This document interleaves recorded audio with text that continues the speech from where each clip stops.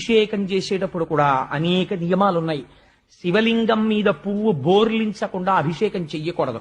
పువ్వు బోర్లించి అభిషేకం చేశావు, ప్రారంభమునందు పొడి విభూతితో మొదలెట్టాలి, అంచమునందు గంధోదకంతో పూర్తి చెయ్యాలి. ప్రతి పదార్థమునకు మధ్యలో మళ్ళీ సజలంతో అంటే శుద్ధ జలంతో అభిషేకం చెయ్యాలి. ఆ అభిషేకానికి అనేక నియమాలున్నాయి. ఇన్ని నియమాలతో నువ్వు చేసేటప్పుడు నువ్వు ఆవలించకూడదు. నీ శరీరంలో ఎటువైపు నుంచి వాయువు బయటికి వెళ్ళకూడదు, నువ్వు దగ్గకూడదు, తుమ్మకూడదు. నువ్వు అభిషేకం చేస్తూ మధ్యలో ఎవరితోన్నా లౌకిక సంభాషణ చేస్తే ఇప్పటి వరకు నువ్వు చేసినటువంటి పుణ్యం వాళ్ళ ఖాతాలో వేస్తారు, నీకు మళ్ళీ జీరోకి వస్తుంది. కాబట్టి నువ్వు స్నానం చెయ్యాలి, లేకపోతే కుడి చెవు మీద చెయ్యి వేసుకుని మళ్ళీ చెయ్యాలి. ఇన్ని అల్లర్లున్నాయి. కర్మ అంత తేలిక కాదు. కాబట్టి నీకేమవుతోంది, నువ్వు చేసి నీకు వస్తుందని అనుకున్నదంతా నీకు వచ్చిందో లేదో తెలియదు. ఒకవేళ చచ్చి చెడి ఓ 4 మార్కులు సంపాదించుకుంటే నీకు అన్నం వండిన పుణ్యానికి 2 మార్కులు భారీ వెళ్ళిపోయాయి. కాబట్టి ఉన్నవి 2 మార్కులు.